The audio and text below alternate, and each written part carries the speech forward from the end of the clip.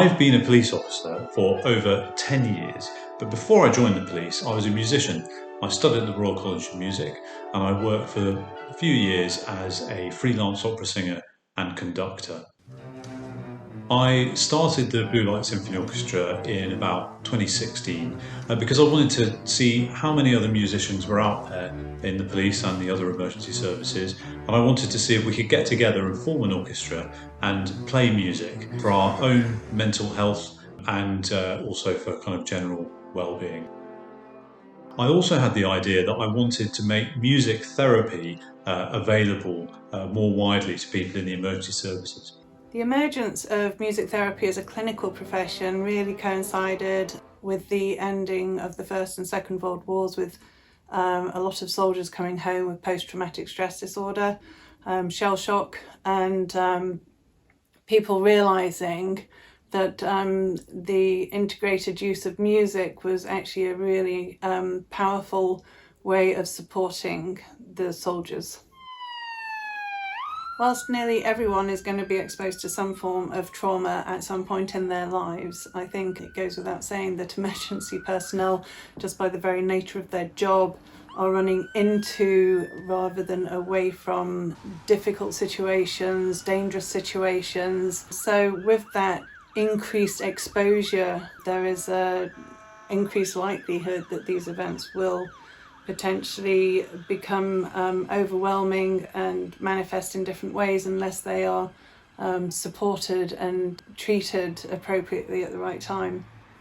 And I found out that music therapy isn't really used in the UK for that kind of thing. However, in the States, United States of America, I found there was a really interesting project that was very successful and it had used music therapy with veterans to treat PTSD.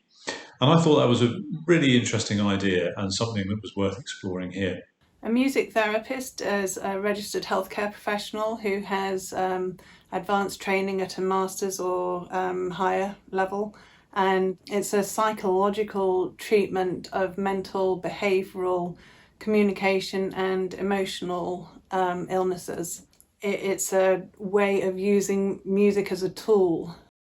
I managed to join forces with Chroma and Surrey Police and Sussex Police to do this pilot project where we provided 12 weeks of music therapy sessions to groups of police officers, firefighters and people from the ambulance service in Surrey and Sussex.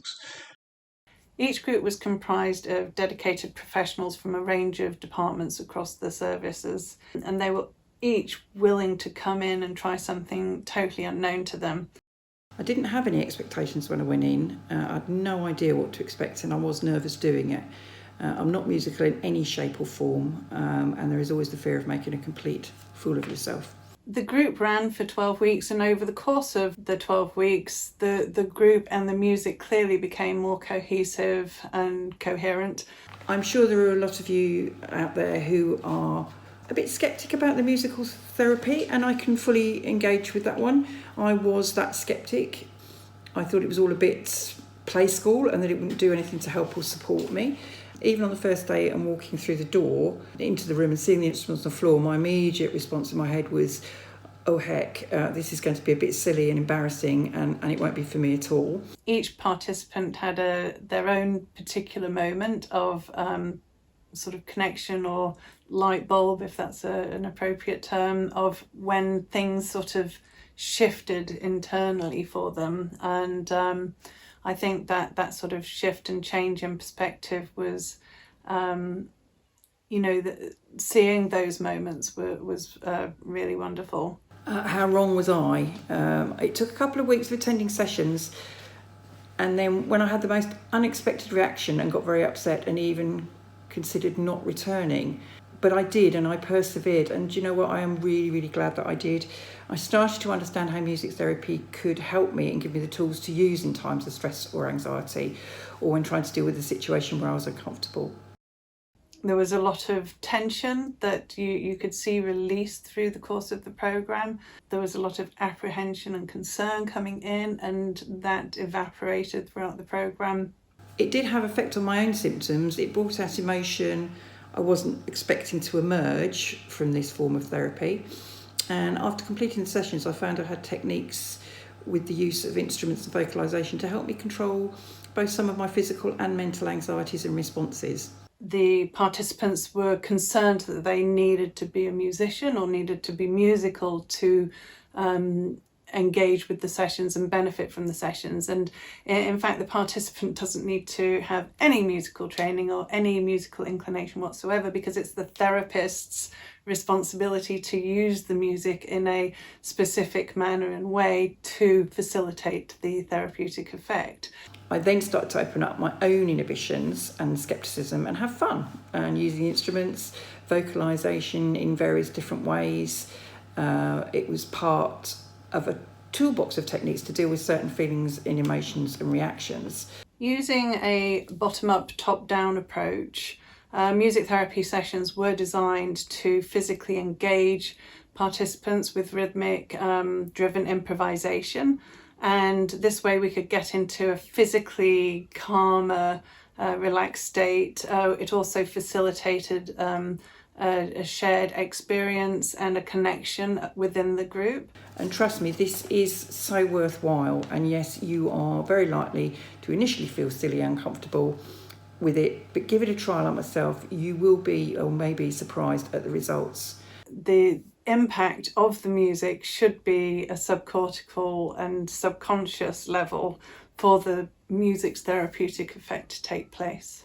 I've always said that this project is not about saying that music therapy is the answer, that music therapy is better than anything else. That's not my belief. I think music therapy is fantastic, but music therapy I think is important as part of a menu of options available to people when they need support. In order to evaluate the impact of the programme, there's quite a bit of paperwork. So we did use a PHQ-9 and a GAD-7, so measuring pre-levels of anxiety and stress. And we also used a Core 34, Core OM, which is another standardised assessment tool. And that was also used pre and post the programme to see whether there was a shift in levels of distress. And then finally, we also integrated the use of the Duncan Miller outcome and group session rating scale. Again, another self-evaluation tool that we were then looking at both the sense of well-being as well as the therapeutic relationship within the group.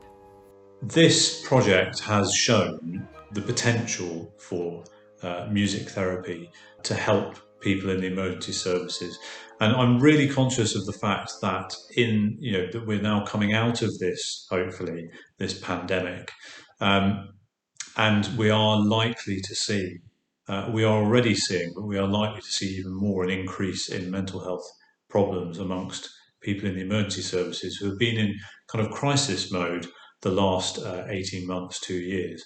And as we come out of that crisis, then those mental health issues may well start to come creeping in. And I want to just make sure that there is as wide a range as possible of support available to them. The effects of COVID have added to the many things that emergency blue light workers have to consistently assess and adjust to in their normal day-to-day work. This has increased the psychological stress they can face. We have a range of supports in place, including counselling services, mental health first aiders, and we continually drive to improve the knowledge of mental health in the workplace. To have music therapy for one of our options to improve mental health has proved successful.